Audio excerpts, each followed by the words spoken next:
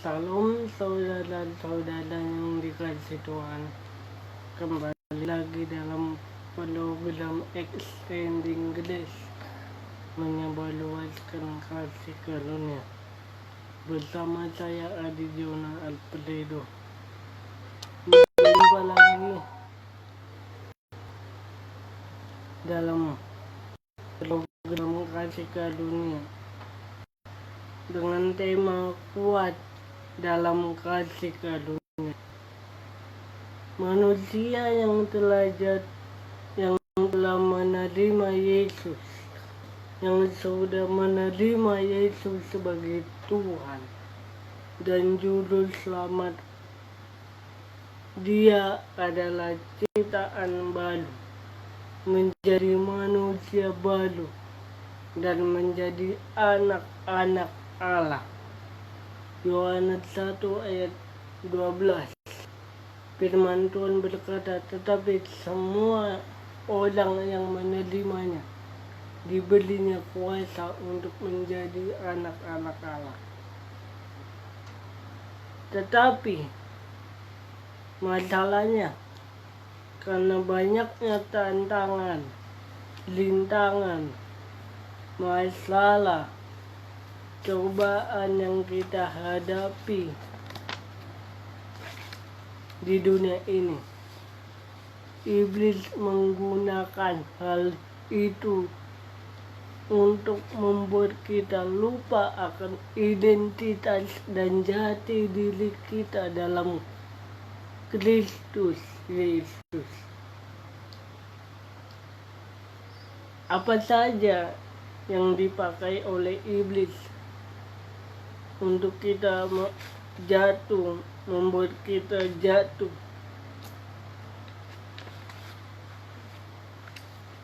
Pertama, iblis mencobai kita dengan membuat kita lupa akan identitas kita di dalam Kristus. Di Lukas 4 ayat 3. Lalu berkatalah iblis kepadanya, jikalau engkau anak Allah, suruhlah batu-batu ini menjadi roti.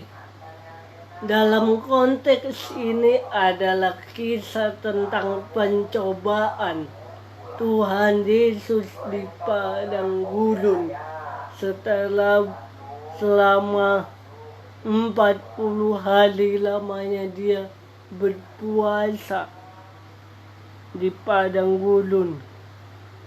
Setelah dia dibaptis, dia dicobai oleh iblis, dibawa oleh iblis kepada hubungan bait Allah dan menunjukkan bahwa kalau memang dia anak Allah, kalau memang Yesus berasal dari Allah, dikatakan oleh si iblis, jika engkau anak Allah, ubahlah batu ini menjadi roti. Bukankah itu yang kita alami, yang kita rasakan sebagai hamba-hamba Allah, sebagai anak-anak Tuhan? Iblis memakai hal-hal tertentu untuk mencobai kita orang percaya, membuat kita lupa akan jati diri kita, identitas kita dalam Kristus. Tantangan, rintangan, dosa-dosa yang lalu, iblis mendakwa kita, iblis mencobai kita, iblis mengintimidasi kita, membuat kita lupa identitas kita sebagai orang percaya di dalam Kristus. Kita lupa jati diri kita yang sesungguhnya dalam Kristus. Kedua, iblis mencobai kita untuk fokus kepada hal-hal jasmani atau duniawi. Di ayat 3b, jikalau engkau anak Allah, suruhlah batu ini menjadi roti. Bisa tidak Yesus mengubah batu jadi roti dalam sekejap? Bisa. Bisa, sangat bisa. Tetapi mengapa Tuhan Yesus tidak mengubahnya? Karena dia mau mengatakan kepada si jahat bahwa batu itu adalah ciptaanku sendiri. Ya. Bahwa semua yang ada di dunia ini, semua fasilitas atau apa yang ada di dunia ini itu ciptaan Tuhan. Ya. Kedua, Yesus mencobai kita. Iblis mencobai kita. Sekali lagi, iblis mencobai kita untuk fokus kepada hal jasmani. Artinya kita lebih memerlukan, mementingkan, memikirkan hal-hal yang bersifat sementara. Iblis membuat kita lebih fokus kepada hal-hal lahiriah, hal-hal yang bersifat kesementaraan. Ya, hal-hal yang bersifat jasmani dan sementara. Ya. Ketiga, iblis mencobai kita untuk tergoda dan terjerat dengan harta duniawi. Ayat 5 dan 7. Kemudian ia membawa Yesus ke suatu tempat yang tinggi, dan dalam sekejap mata ia memperlihatkan kepadanya semua kerajaan dunia. Kata iblis kepada Yesus, segala kuasa itu serta kemuliaannya akan kuberikan kepadamu, sebab semuanya itu telah diserahkan kepadaku dan aku memberikannya kepada siapa yang ku kehendaki. Ya, iblis menggoda Tuhan Yesus untuk terjerat kepada harta dunia, kepada fasilitas dunia, kemegahan dunia.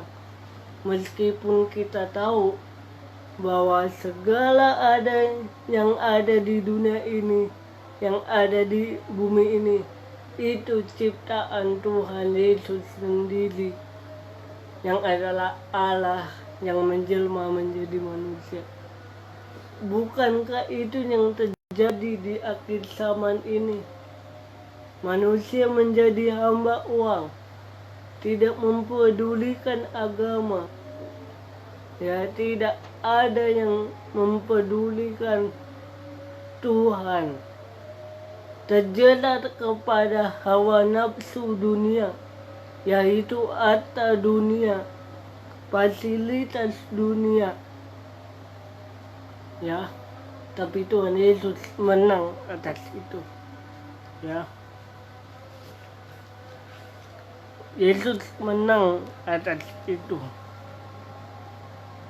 Sebab ayat 8, Yesus berkata kepadanya, ada tertulis, engkau harus menyembah Tuhan Allahmu dan kepada Dia sajalah engkau berbakti.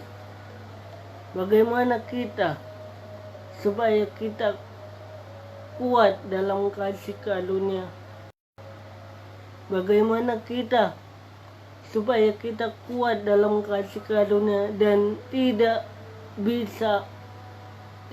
mampu untuk digoda iblis seperti Yesus. Bagaimana supaya kita kuat dalam kasih karunia dan mengalahkan godaan setan sama seperti Yesus? Pertama, mengalahkan setan, iblis dengan firman Tuhan, the word of God. Dikatakan ayat 6, ya,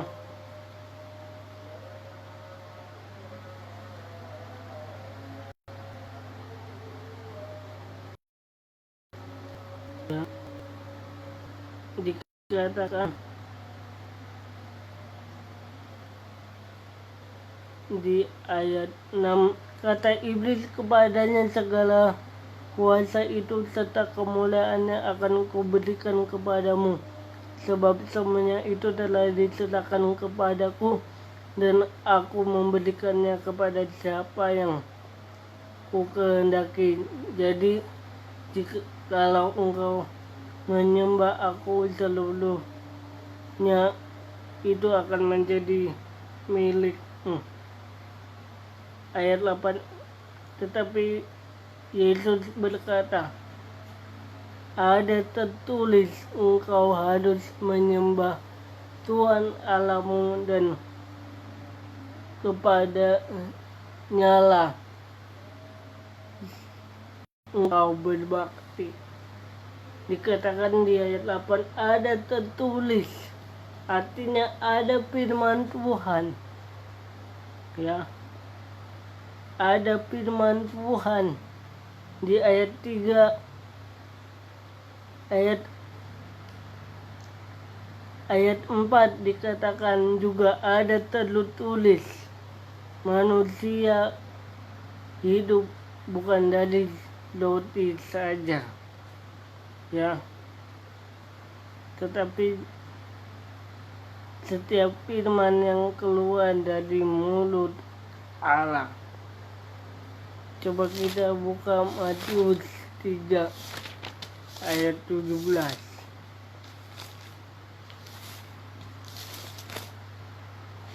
Matius 3 ayat 17. Demikian bunyi firman Tuhan.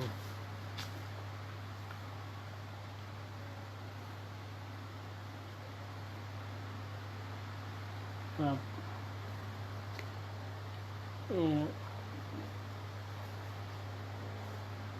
Matius 3 ayat 4.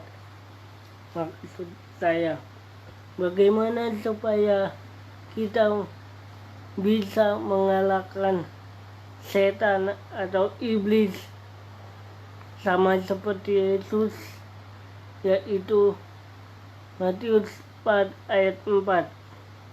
Tetapi Yesus menjawab, ada tertulis, manusia hidup bukan dari roti saja, tetapi setiap firman yang keluar dari mulut Allah. Artinya perlu kita mendengar firman, perlu kita merenungkan firman Tuhan, perlu kita selalu di-refresh, di-install dengan firman Tuhan, dengan cara kita merenungkannya siang dan malam, ya.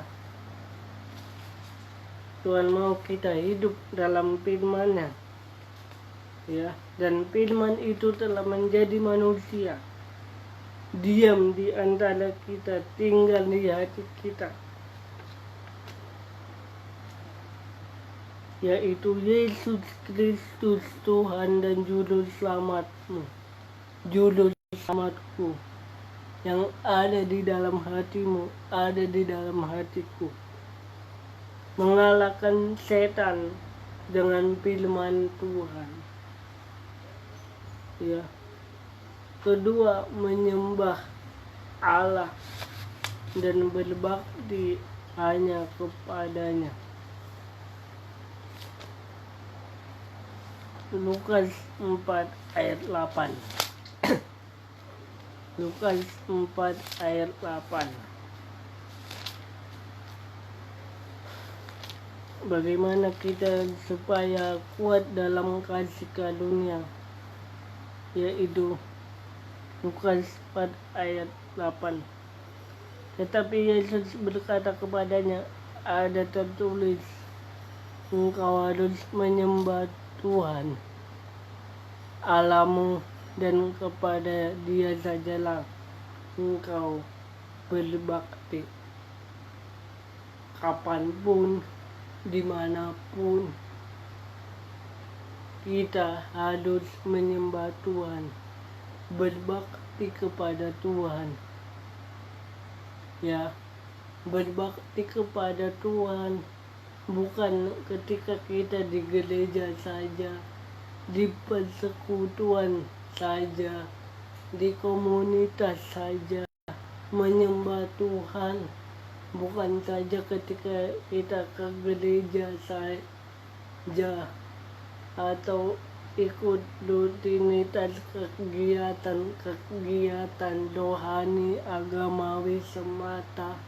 Menyembah dan berbakti kepada Tuhan artinya kita menyembah dalam roh dan kebenaran, karena roh Allah tinggal dalam kita, menyatu dengan kita kapanpun, dimanapun, apapun yang kita lakukan, biarlah itu untuk sebagai bukti bahwa kita berbakti dan menyembah Tuhan Allah, sehingga kita kuat dalam Tuhan, kuat dalam kasih karunia.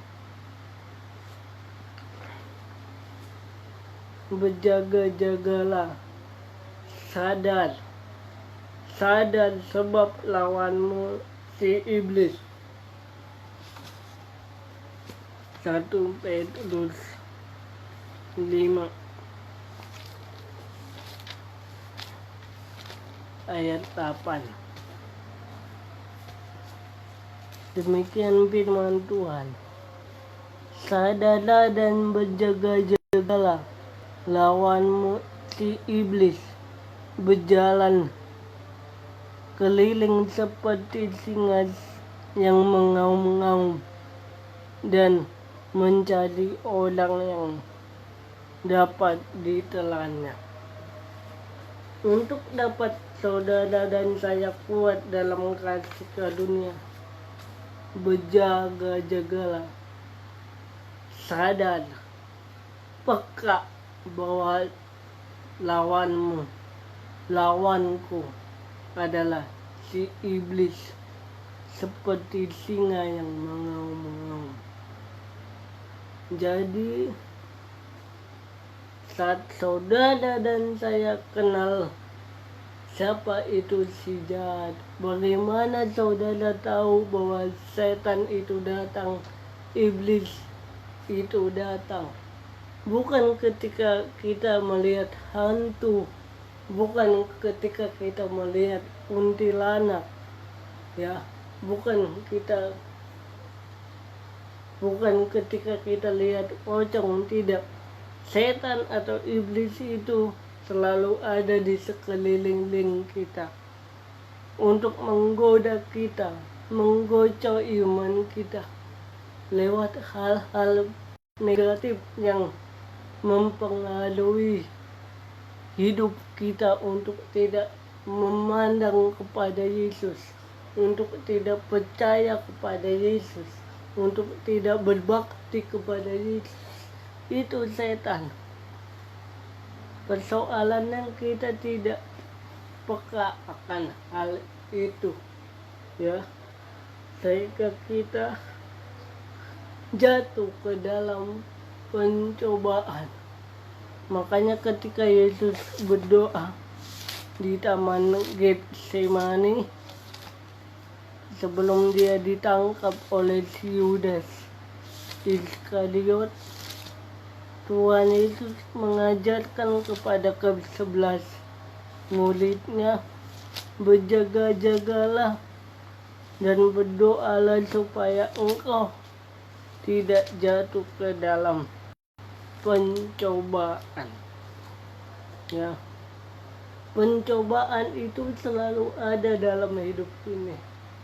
Pencobaan itu bukan ketika kita tidak punya uang, bukan ketika kita tidak memiliki harta, bukan ketika kita lagi sakit, tetapi pencobaan itu kuasa dosa, kuasa maut, kuasa iblis yang merusak hati dan pikiran kita. Amin. Firman Tuhan.